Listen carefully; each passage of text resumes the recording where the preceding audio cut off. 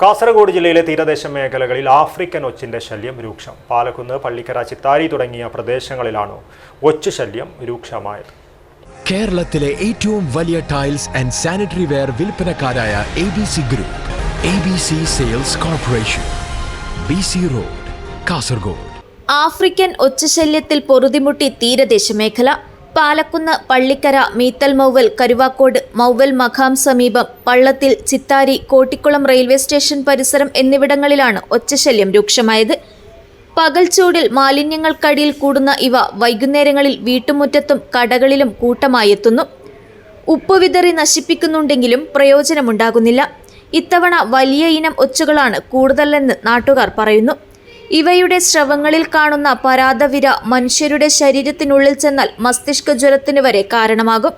ശരീരത്തിൽ കൊണ്ടാൽ ചൊറിച്ചിൽ അനുഭവപ്പെടുന്നതായും നാട്ടുകാർ പറയുന്നു. ഒരു തവണ 200ഓളം മുട്ടകളിടുന്ന ഇവ ചില്ലറക്കാരല്ല. ആഫ്രിക്കൻ ഒച്ചെന്നും രാക്ഷസ ഒച്ചെന്നും ഇവ അറിയപ്പെടുന്നു. മഴ പെയ്ത് ഭൂമി തണുത്തതോടെയാണ് നാട്ടിലും വീടുകളിലും ഒച്ചിന്റെ വരവ് കൂടിയത്.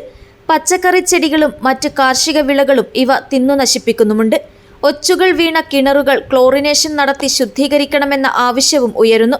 രാത്രികാലങ്ങളിൽ കൂട്ടമായി റോഡിലേക്കിറങ്ങുന്ന ഇവ വാഹനങ്ങൾ കയറിയിറങ്ങി നശിച്ച് രൂക്ഷമായ ദുർഗന്ധമാണ് അനുഭവപ്പെടുന്നത്.